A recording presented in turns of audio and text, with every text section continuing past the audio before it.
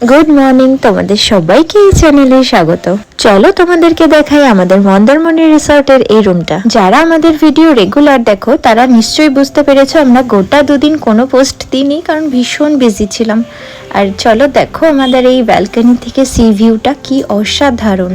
Room তো দেখানো হয়ে গেল, এবার আমরা ফ্রেশ হইনি, চলো তোমাদেরকে পুল ভিউটা দেখাবো।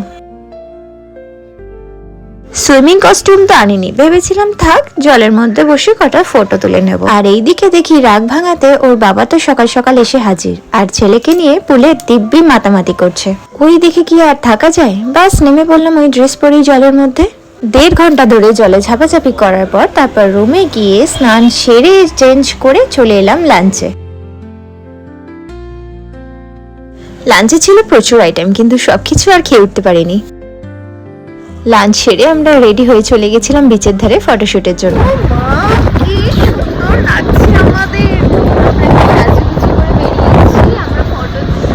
জানি হাওয়াটা আছে, তোমরা আমাদের কথাটা একদমই বুঝতে পারোনি, কিন্তু কি করব বলো, মাইকটাই তো নিয়ে যায়নি।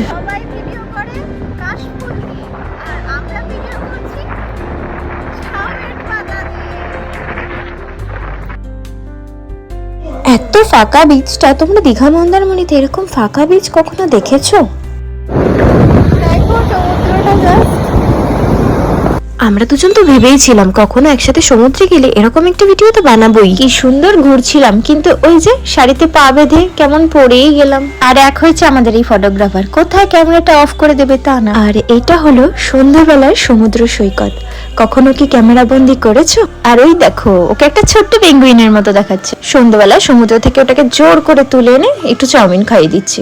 এবার তোমাদের সত্যি কথাটা বলি, না আমরা কোনো রাগঝাল করে আসি। হ্যাঁ, তবে এটা সত্যি যে গাড়িতে ওঠার 8 ঘন্টা আগেও জানতাম না যে আমাদের মন্দারমণি যেতে হবে।